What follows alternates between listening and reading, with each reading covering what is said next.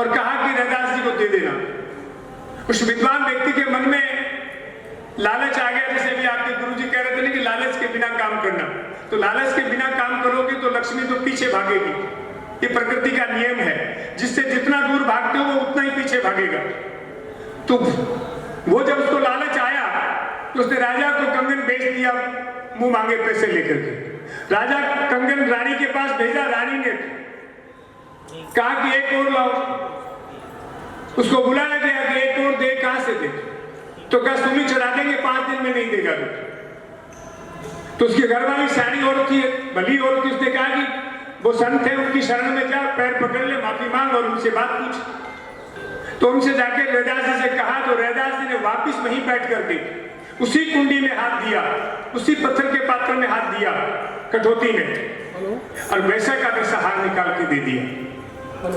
ये कोई किंवदंती नहीं है, सुनी सुनाई बात नहीं है, इस भारत के इतिहास में हुआ है। तो टोटल खेल मित्रों मन का है। आपने सोशल मीडिया पे सुना होगा, देखा होगा कि इस पे रशिया के साइंटिस्टों ने एक शोध भी किया कि अपने यहां एक सजा याफ्ता व्यक्ति को लेकर के आए, आंखों पे पट्टी बांधी और सांप से कटवाया और सामने चूहा खड़ा करके पट्टी खोली। उस आदमी का कुछ भी नहीं बिगड़ा। कुछ दिनों के बाद वही पट्टी बांधी गई, 2 आलपिन चुभाई गई, पट्टी खोल सामने कालदार सरफ खड़ा किया। केवल व्यक्ति मरा नहीं, उसके शरीर में जहर आया, जहर भी पूरा कालदार का आया, नीला पड़ गया। ये क्या है? टोटल खेल मन का है, मन को साधना पड़ेगा। और अभी मेरे से पहले वक्ता बता रहे थे कि मन को साधने के लिए स्वाध्याय करो, साधना करो, योग करो, तपस्या करो। ये जितने मेरे से पहले वक्ता, इस स्टेज से जितने वक्ता बोलेंगे सब विद्वान और पढ़े लिखे लोग हैं। मैं अनपढ़ आदमी, कभी विद्यालय गया नहीं। मैं मेरे मुखारबिंद से उन्हीं शब्दों को काम में लूंगा जिनको मैं जीता हूं, जिनको मैं जानता हूं। तो मेरे जैसा अनपढ़ आदमी उस मन को उन विधियों से कैसे साधे, इस पे मैंने शोध किया। तो मुझे पता लगा कि मैं हर चीज में जब कभी अटको भटको तो आप 40 साल पहले चले जाओ। जब कभी आपको कुछ दिक्कत आए तो प्रकृति में चले जाओ। प्रकृति का अर्थ केवल पेड़ पौधे नहीं है मित्रों, बड़ा विस्तार का विषय है। तो फिर मैंने शोध किया तो पता लगा कि 2 चीजें पहले होनी चाहिए। आप सब लोग इस लाइन के व्यक्ति हो, इसलिए मैं आपसे कहना चाहता हूं। आज दिन में सुबह जब मैं आया तो कुछ आप में से मित्र कह रहे थे कि लोग ठीक होने के बाद वापस कोई समाचार भी नहीं करते हैं। ठीक होते हैं या नहीं होते हैं इसको स्वीकार भी नहीं करते हैं। इसका एक ही रीजन है कि उनका आपने केवल शरीर का इलाज किया, बाकी विषयों को टच नहीं किया। संपूर्णता के साथ आप इलाज करोगे तो सदैव आपका ऋणी रहेगा। तो जब 2 चीजें महत्वपूर्ण हैं, उन पे आप ध्यान देना। सबसे पहले आप वहां का वातावरण शुद्ध करें, वातावरण को पॉजिटिव करें। इस देश में जितने भी सीमेंट के घर बने 365 दिन 2400 घंटे नेगेटिव ऊर्जा छोड़ते हैं। कोई इलाज नहीं, पति पत्नी रहते साथ हैं, मन नहीं मिला हुआ है, अंतर मन की बातें नहीं कर पाते हैं।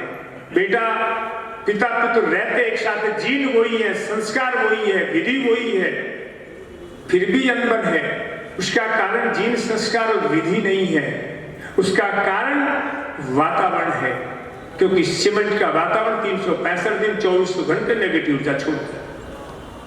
इससे कैसे बचें? अब आपने देखा होगा कि हमारे कभी भी घरों में, मैंने राजा से लेकर रंग तक का इतिहास देखा, मोहनजोदड़ो हड़प्पा सबको पढ़ा देखा।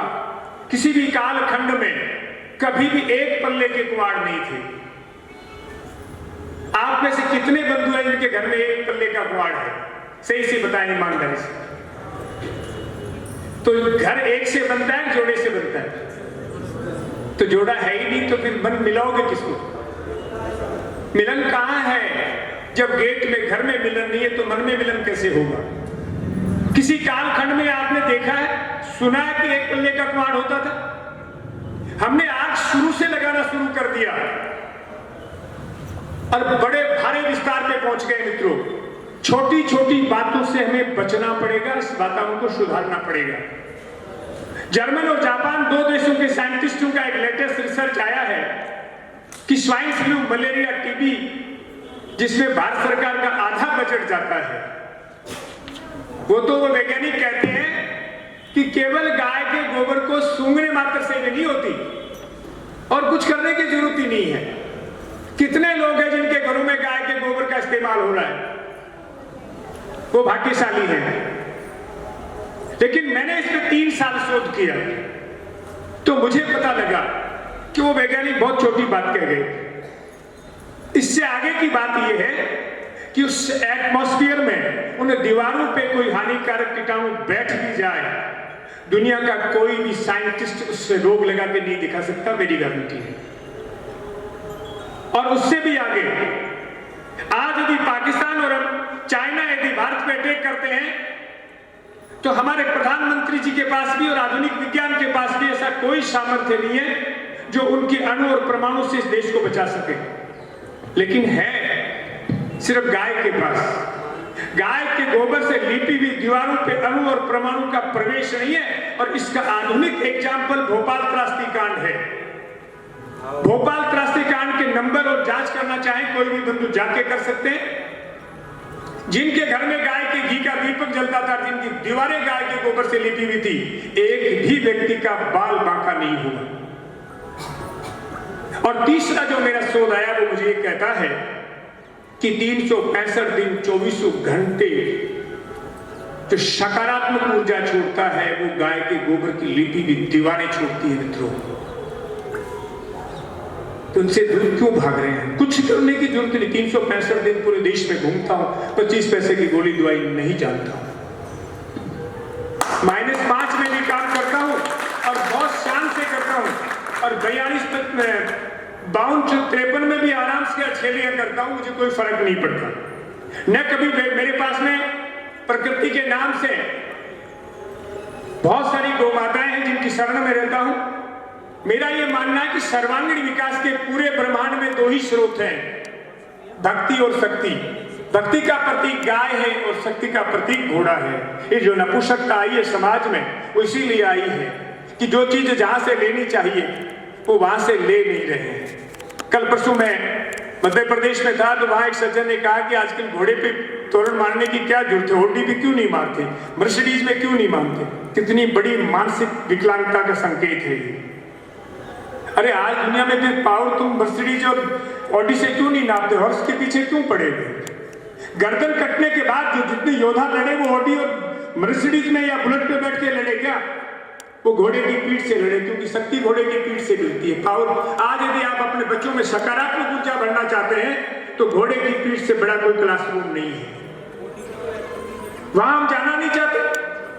जादू मंत्र से कोई फूंक से कोई शक्ति लेना चाहते हैं तो